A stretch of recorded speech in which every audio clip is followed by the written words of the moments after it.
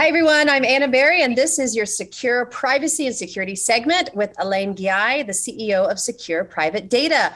Welcome back, Alain. How are you doing today? Hi, Anna. Doing great. And hi to our viewers out there. All right, so I just got a warning from the State Department of Health, basically informing us how to secure our devices for travel and vacation. And we've been doing that on our show for the past few months. So let's talk a little bit about this because it's obviously a big deal. We're all going to be traveling and we're all vulnerable to some type of cybersecurity breach. This one talks about checking your settings, password protection, update your software. Tell us a little bit about some of your tips and how we can protect our data. Yeah, it's always nice when the government gives you good advice. In this case, it's extremely sound advice. You said Oklahoma, correct? Yes. Well, they're smart over there. That's the difference, right? It's a state that really understands how things work in life. And obviously in cyber attack, they did their homework. So yeah, so settings, that's interesting that they mentioned that because very few people mention settings. And the thing is that a lot of time when you update a software or you buy a new phone or you update the software on the phone, whether it's an Android or iPhone, you forget that you need to recheck your privacy settings because those are reset sometime to what they call factory level or whatever, or sometimes they don't touch it. When you update, for example, WhatsApp, which unfortunately a lot of people still use, every time there's an update, I know for fact that they reset the privacy rating to their advantage. So you have to go back in, reset your privacy settings and so forth. So what it means is you go to settings on your phone and check all the privacy. One of the things would be when you have a lot of apps, you should basically, a lot of time they ask you for your location settings. And that's a new thing because there was so many complaints that finally they had rules against companies mining your location. I mean, the first one that got in trouble, and that was very public, years ago was Uber. So now they have this thing, and that was a huge thing. They were basically getting people's location and all that for big data. Now what happens is when you have an app, it tells you, do you want to give permission, whether it's location, contact, photos, etc., at all times or while the app is in use. And that's a smart thing because when you use an app, unfortunately, you will need to grant access to your camera. I mean, if you take a photo and you want to store it, or if you share something from your phone that has a photo, you have to give that app permission. You don't have a choice. So I would always recommend privacy settings galore on as much privacy as you can. Obviously, location setting turned off, meaning you don't want to give your location out, except maybe if you're on Uber, obviously the driver needs to know where you are. And then when other application, always only while using the app. I mean, it's a simple thing to understand because it should tell you on my Android, on my Samsung, it tells me while using the app or all time or never. So just do while using the app. So that's one thing. Settings is big. It also talks about password protect your devices. And I have a funny quote for you I think you might enjoy. It says, passwords are like underwear. Don't let people see it, change it often, and you shouldn't share it with strangers. What do you think about our passwords on our devices? That's a pretty colorful, amazing quote, which it's funny. It's totally that. It's like, you don't want people to see it. You want to be clean. That means you want to be hack proof, right? And you do want to change them often. So passwords are important. And what I would recommend is at least get a password manager, a password generator, because you're going to create a password that's going to be easy for you to remember, and it will be by association. So if you don't want to get a password generator and you still want to have a complex password, there's an old trick that I learned from a couple of cybersecurity geniuses out there. You can do a sentence. So it could be a sentence, but not a sentence relating to what you do. So if you're a big golfer, don't put a sentence, I like to golf, okay?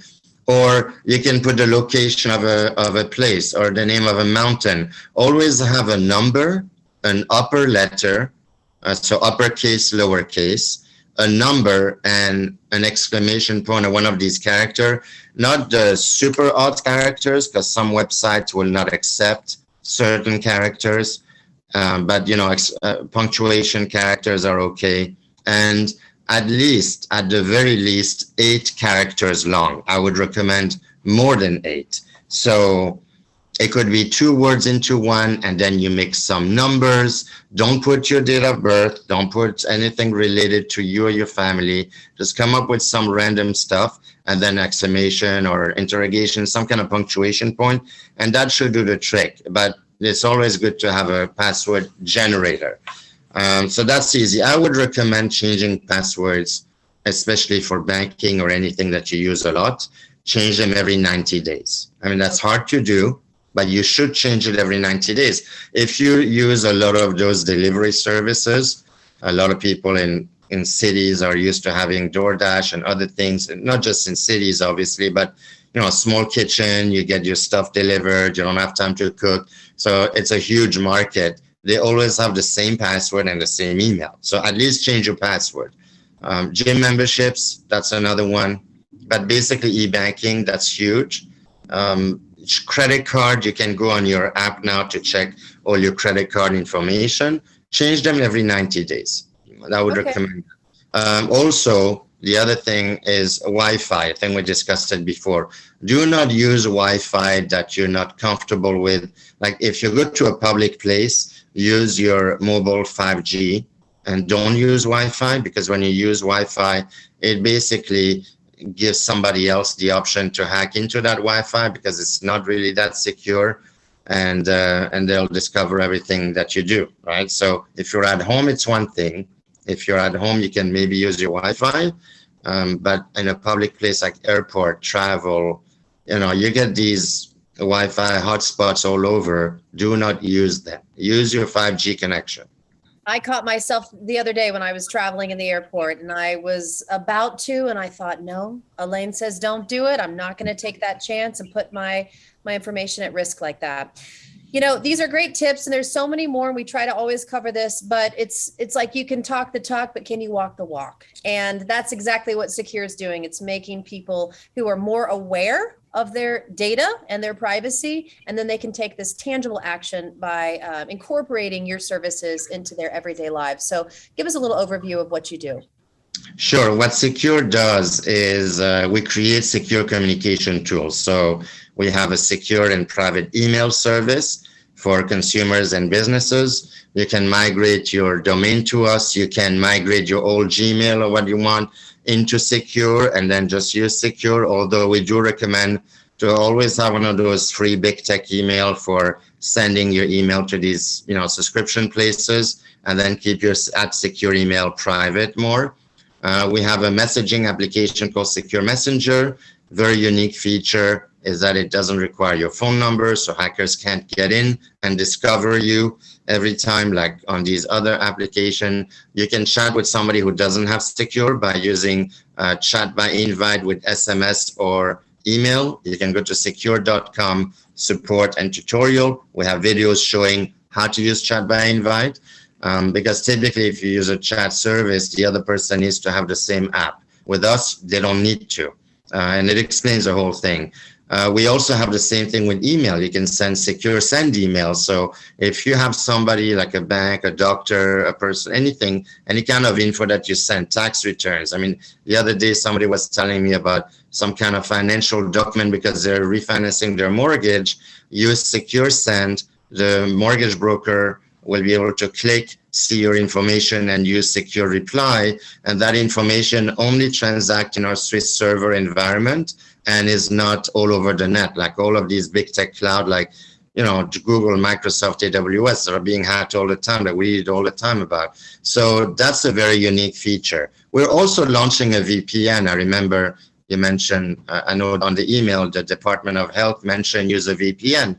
Our VPN is going to be very particular because it will be only in Switzerland. You'll have multiple IP, because when you use VPNs, most of them are hosted on a big tech platform because they have multiple locations, and it costs a lot of money to have infrastructures in 100 countries. So, and when you change location every time, there's a downside. So you're being vulnerable. You're opening the tunnel by the time you go, let's say from a New York location to Venezuela or whatever, or Argentina, wherever you switch around, and basically a hacker can get in.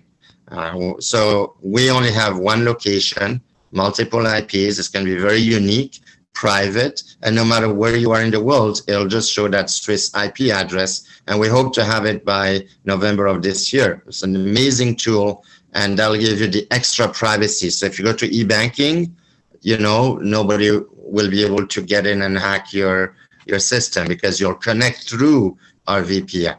When you use Secure Mail or Messenger, you don't need a VPN because we have a technology called Helix. But anyway, so this is what we do. Services cost between $5 to $10 a month. The email is only $7 a month. You get 100 gig of storage.